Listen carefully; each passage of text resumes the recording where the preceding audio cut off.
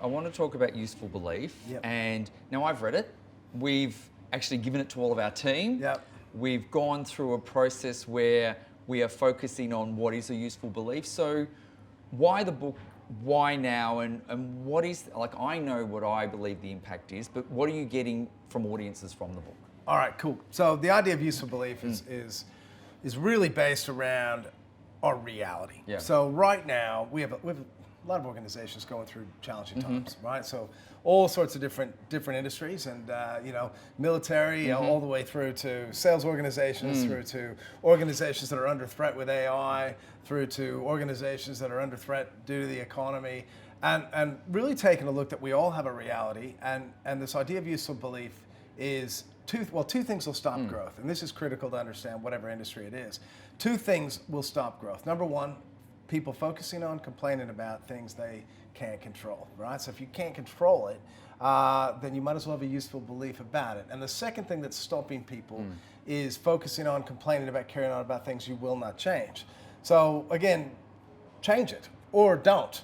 But if you're not going to change it, then we might as well have a useful belief. And so this has been a really exciting idea because it explores the brain and the filter in the brain and shows you what you see. So if you believe this is the best time ever to be in financial services, right? Your brain starts to go find opportunities. But if you believe at the end of the day, these are tough times, tough times, and then don't worry, your brain's gonna find everything that's wrong along the way.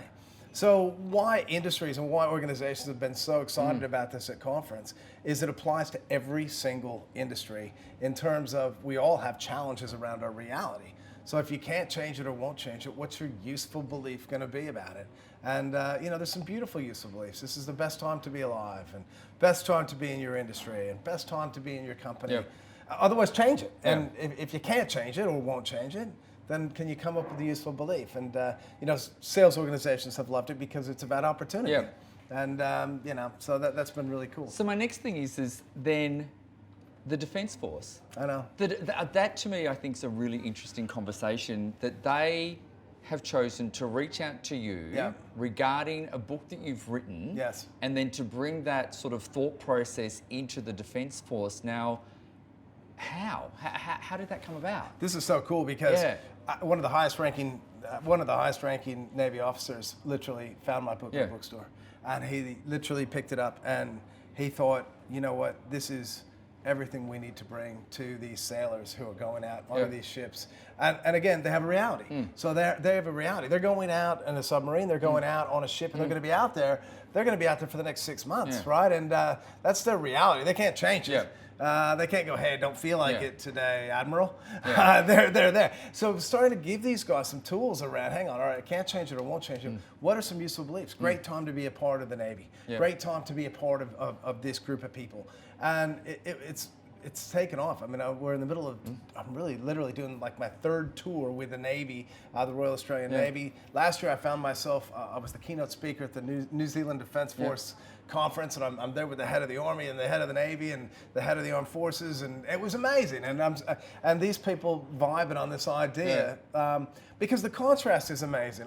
Skincare, hair care, love, useful belief, right? I mean, let's go out to the salons, and we're gonna, it's an opportunity everywhere. And if not, what's the choice?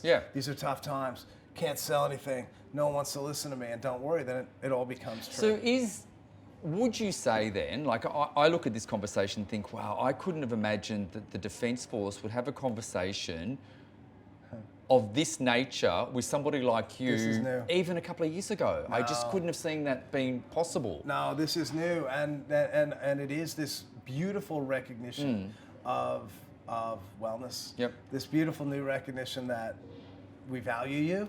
And I think when an organization values their people, again, they consider the sort of speaker and the sort of programs that they're going to have.